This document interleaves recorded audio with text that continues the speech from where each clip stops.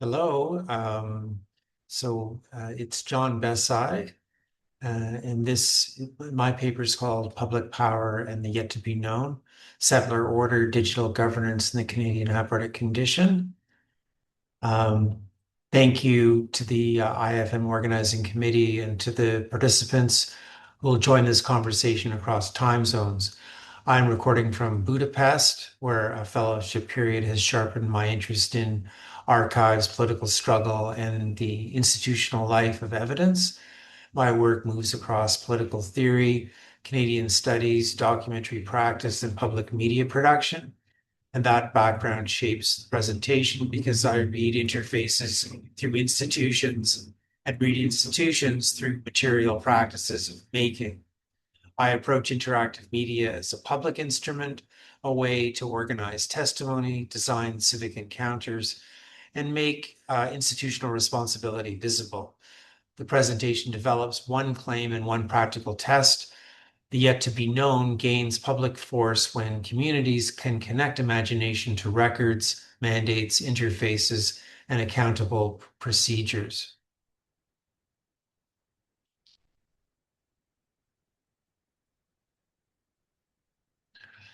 The IFM frames the yet to be known as a space of speculative inquiry, creative possibility, and shared intervention. And I enter that frame through public power. Public power means effective democratic control over society's goals. Public power requires capacity. Communities need records, venues, budgets, standards, technical systems, and the authority to revise institutional practice. In the current digital environment, private monopoly power often organizes attention, data, and computational capacity. Public institutions therefore face a design question: which infrastructures allow democratic publics to set goals, preserve evidence, and return to unfinished histories with practical authority? The question gives the presentation a political direction. Speculation needs public control over the systems that make futures actionable. So the research question asks how public-facing digital governments can support historically grounded democratic goal setting in Canada. The question grew from earlier work on art as a public service at the National Film Board of Canada and now moves toward state theory, settler order, and digital governance. The object of study combines contemporary digital state infrastructures with a genealogy of public media. The National Film Board of Canada supplies a historical precursor through interactive documentary and public service media. The main object sits in the present: data systems, AI strategies, eligibility tools, consultation portals, procurement rules, and interface defaults that shape public action. A digital identity system, a risk assessment tool, or a public consultation platform may look mundane. Each one, however, controls a pathway into public standing. So my paper treats media and governance together because both organize access, visibility, evidence, and participation. A documentary interface can teach a participant how to move through an archive. A government portal can teach a claimant how an institution recognizes need. Both scenes reveal political design. The settler order framework names a governing formation that organizes land, jurisdiction, extraction, and labor through institutions. Fred Burrill gives this framework a precise role in Canadian labor history by placing settler colonialism inside class formation. The framework has conceptual force because it connects ownership, work, territory, and public legitimacy. In this presentation, I remove the abstract distance from that claim. Settler order appears through maps, treaties, resource corridors, housing markets, schools, policing systems, and regional development plans. Digital governance carries that order forward when data, categories, and service pathways inherit older arrangements of recognition.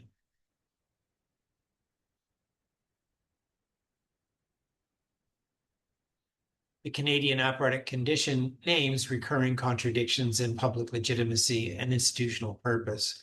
Canadian institutions speak through public service, reconciliation, multicultural belonging, and innovation. The same institutions also govern through extraction, uneven recognition, racialized labor, and jurisdictional conflict. The apparatic condition identifies the structured recurrence of those tensions in policy, public media, archives, and platforms. The concept gives the project a way to track continuity across forms. A treaty map, an NFB interface, a benefits portal, an AI strategy can all carry unresolved conflicts about land, evidence, authority, and collective life. Critical state theory helps clarify the stakes. The state acts through social relations, institutional selectivities, and material procedures. A mandate sets goals. A budget directs capacity. A procurement contract assigns control over technical systems. A form field defines recognition. A database link connects agencies. An appeal rule defines access to review. Public power lives inside these mechanisms. Democratic control, therefore, requires attention to the office, the archive, the platform, the interface, and the rule set. State theory becomes useful when the analysis tracks where authority travels and where communities can interrupt, redirect, and redesign that travel. The claim stays close to objects. The annual report, the contract, the funding call, the form, the database field, and the appeal rule. NFB interactive documentary provides the genealogy, not the whole object. Projects such as 𝗔𝗯𝘀𝗁𝘁𝗿, 𝗔𝗯𝘀𝘁𝗿, A Journal of Insomnia, Supreme Law, and Do Not Track show how public media can organize civic encounter through interface design. These works ask participants to move through evidence, story, language, place, and memory. The projects also show how a public institution can build participatory formats outside the dominant logic of platform capture. The genealogy helps identify design commitments that can travel into contemporary public technology: consent, traceability, language presence, access, and accountability.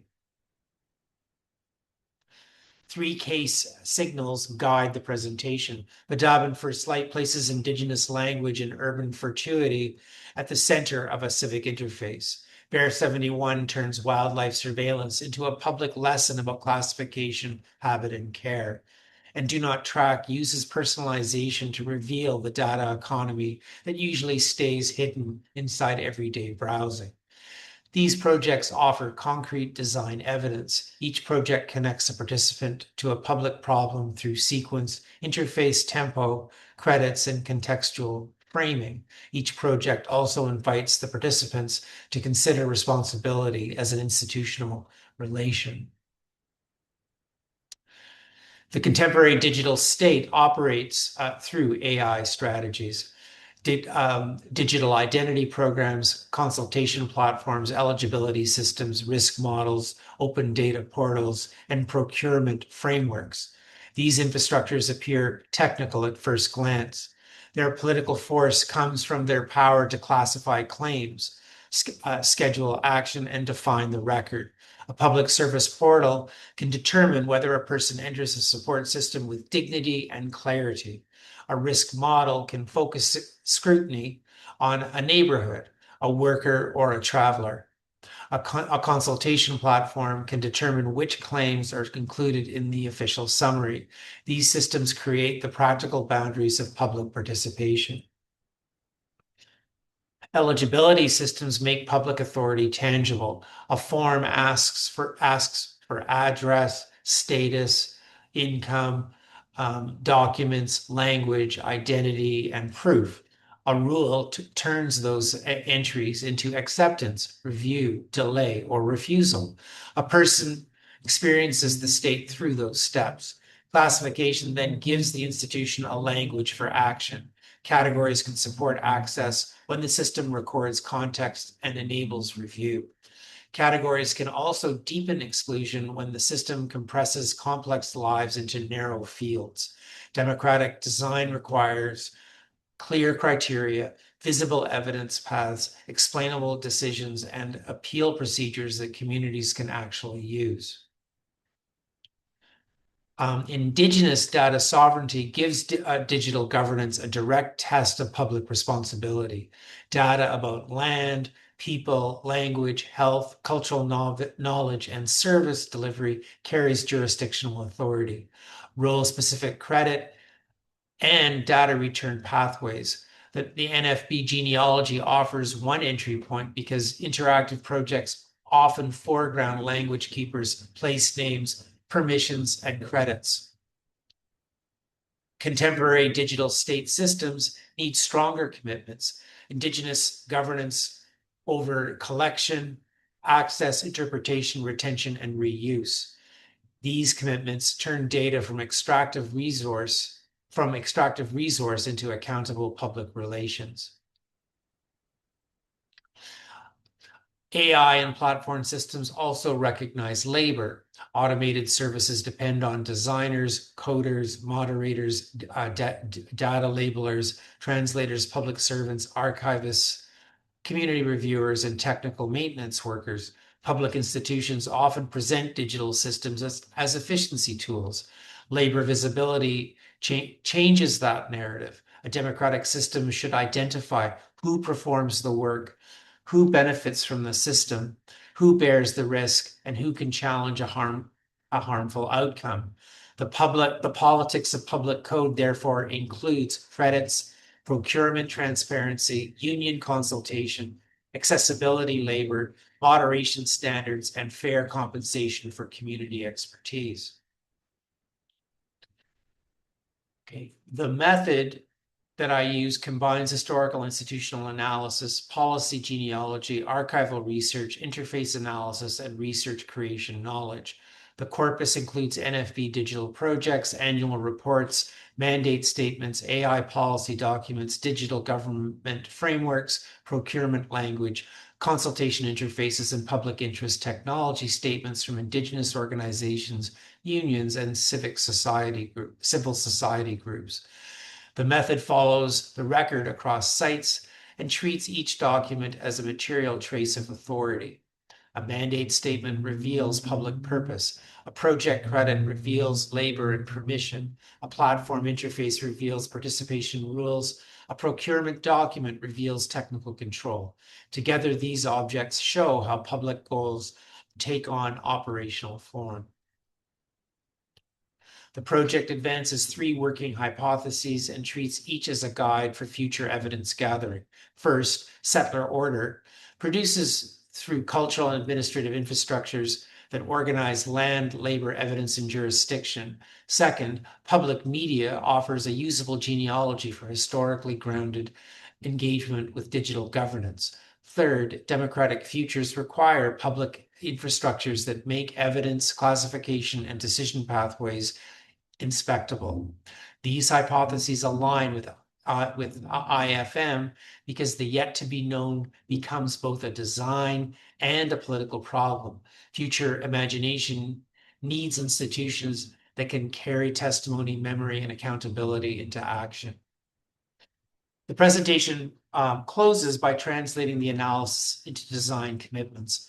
Public digital systems should include consent as an ongoing process, data stewardship with community authority, transparent classification criteria, visible labor credits, plain language explanations, multilingual accessibility from the first design phase, procurement disclosure, independent review, and repair pathways. These commitments turn public code into counter policy.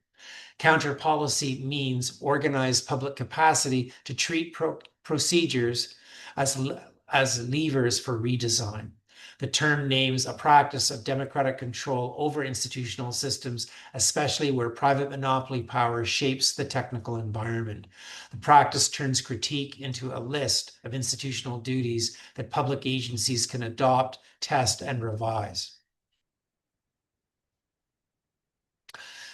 Okay, the contribution My contribution joins state theory, settler order analysis, public media history, and digital governance. It also reflects my location as a scholar practitioner. The analysis comes from writing about public institutions and from producing media with practical constraints of platforms, audiences, budgets, and permissions.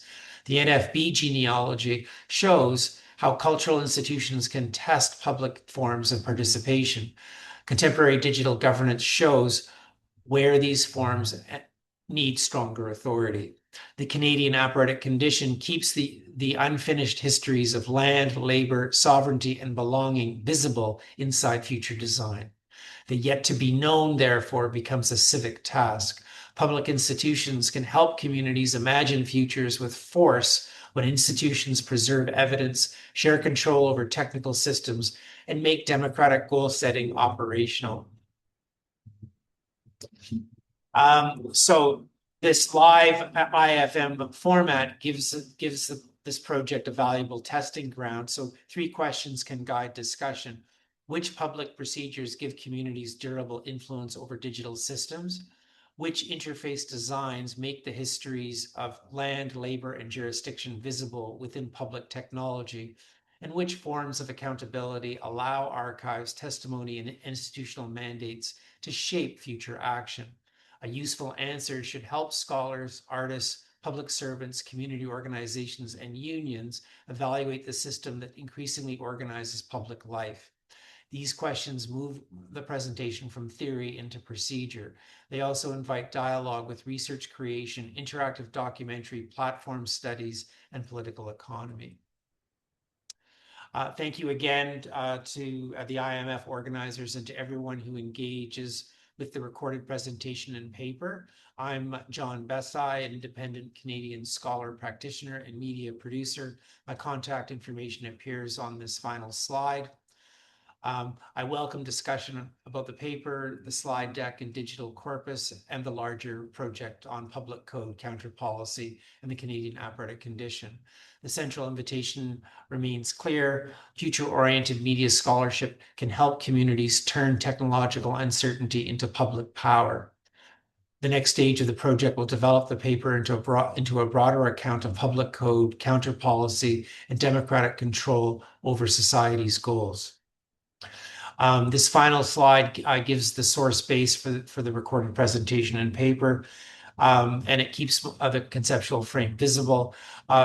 Burrill for settler order, Jessop and Poulantzas for state theory, Jasonov and Kim for socio-technical imaginaries, and Marini and Sotelo Valencia for dependency and sub-imperialism, and Waugh, Baker, and Winton for the public media genealogy and participatory documentary.